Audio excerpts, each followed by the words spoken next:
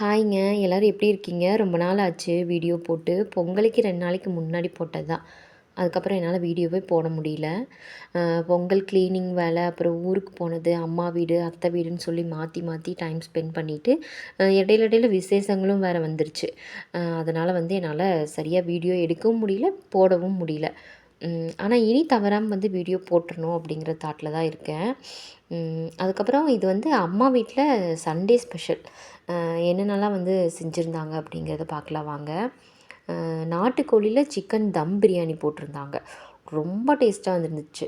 இது நம்ம நார்மலா சாப்பாட்டுக்கு யூஸ் பண்ணுற அரிசி தான். அதுலேயே பிரியாணிக்கு ரொம்ப நல்லா இருந்துச்சு.